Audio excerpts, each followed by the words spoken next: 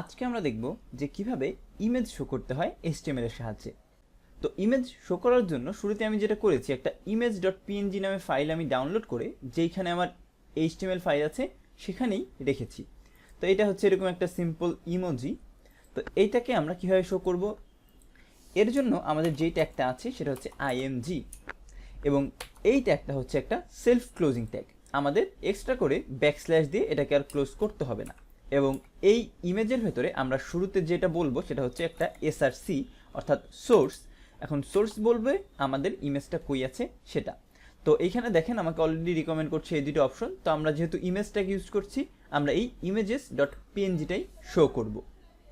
তো এইটা শো করে আমি সেভ দিব, জাস্ট সেভ দিয়ে আমি যদি ব্রাউজারে যাই, দেখেন অটোমেটিক কিন্তু আমার এই ইমেজটা এখানে চলে এসেছে। অর্থাৎ খুব সহজেই কিন্তু আমি ইমেজটা দেখাতে পারছি।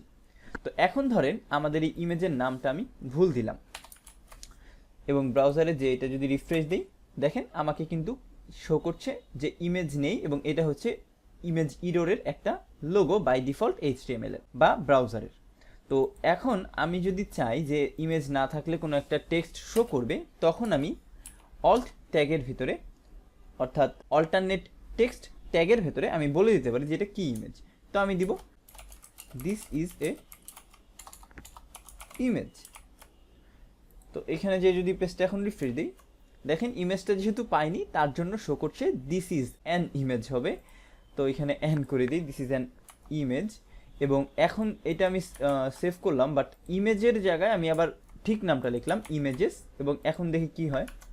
দেখেন এখন কিন্তু আমার আর ওই অল্টারনেটিভ টেক্সটটা শো করবে না। তো এইভাবে আপনি চাইলে কিন্তু খুব সহজেই ইমেজ শো করতে পারেন। তো ইমেজটাকে আমরা আরও দুটো অপশন ইউজ করতে পারি, যদিও সে দুইটা কাইন্ড অফ CSS এর প্রপার্টি, বাট তারপরেও অনেকে এটা HTML ইউজ করে। সেটা হচ্ছে উইথ। আমরা চাইলে একটা উইথ বলে দিতে পারি, এবং সেটা পিক্সেল আকারে। সাপোজ আমি বললাম উইথ 200 পিক্সেল। এখন কি হবে দেখেন, আমি ব্রাউজারে যে পেজটা রিফ্রেশ দিই, দেখেন আগের থেকে একটু ছোট হয়েছে। তো আমি যেটা করব 200 না করে এটাকে 400 করে দিই।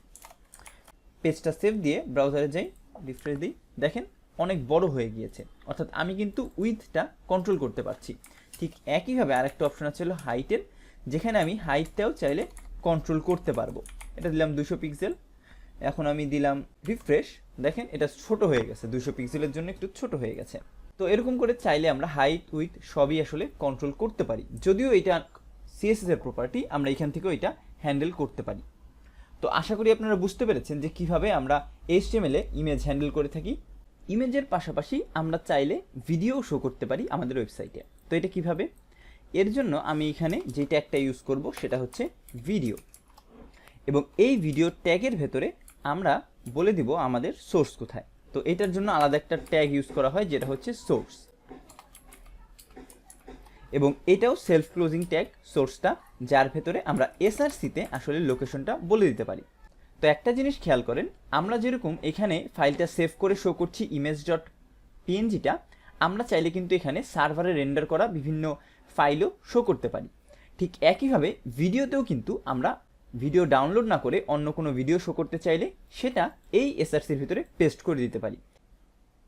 এখানে আমি একটি ফাইল ডাউনলোড করেছি, MP4 ফাইল ভিডিওর। সেই ফাইলের নেমটা আমি এই src-তে বলে দিলাম, এবং আমার ব্রাউজারে যে পেজটা যদি রিফ্রেশ দিই, দেখেন ভিডিওটা কিন্তু অনেক বড় একটা সাইজে চলে এসেছে। এবং আমি যদি এটা স্ক্রল করে দেখি বা একটু সাইজটা ছোট করি আমার ব্রাউজারের, এইটা কিন্তু প্লে করার অপশনে নেই। অর্থাৎ এটা কিন্তু একটা ইমেজ আকারে চলে এসেছে, বাট আমার কাছে যেটা আছে ফাইলটা, এটা হচ্ছে একটা MP4 ফাইল। তো আমি যেটা করতে পারি, এইখানে আমার সোর্সের ভিতরে বলে দিতে পারি যে এটা আসলে কি টাইপ ফাইল। তো এখানে আমি টাইপটা বলে দিব ভিডিও স্ল্যাশ দিয়ে ভিডিওর এক্সটেনশন, এখানে যেটা হচ্ছে MP4, এবং তার সাথে আমার যে ভিডিও আছে এখানে আরেকটা কিওয়ার্ড লিখতে হবে যেটা হচ্ছে কন্ট্রোলস। এটা লেখার পরে সেভ করে যদি ব্রাউজারে ফিরে যাই, পেজটা রিফ্রেশ দিই, দেখেন এখন কিন্তু আপনার কাছে একটা প্লে বাটন আছে। এটাই ক্লিক করলে ভিডিওটা প্লে শুরু হবে। তো এখন দেখেন সাইজটা কিন্তু একদমই বাজে দেখাচ্ছে, অনেক বড় চলে এসেছে। আমি চাইলে এইভাবে সাইজটা এখানে ভিডিওর ভিতরে বলে দিতে পারি, যেখানে আমি উইথ বলে দিচ্ছি 400 এবং হাইট 400, এটা সেভ দিয়ে আমি ব্রাউজারে রিফ্রেশ দিচ্ছি, ব্রাউজারটা দেখেন ছোট সাইজে চলে এসেছে, এবং আমি যদি এই প্লে বাটনে ক্লিক করি ভিডিওটা প্লে হতে থাকবে। তো আশা করি আপনারা বুঝতে পেরেছেন কিভাবে আমরা ভিডিও বা ইমেজ শো করতে পারি।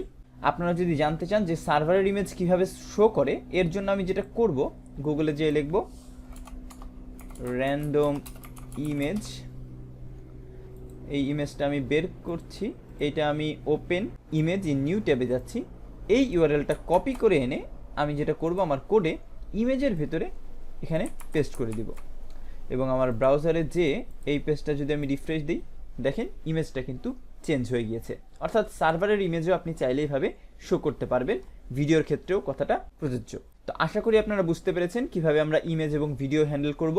আজকের ভিডিও এ পর্যন্তই, সবাইকে ধন্যবাদ।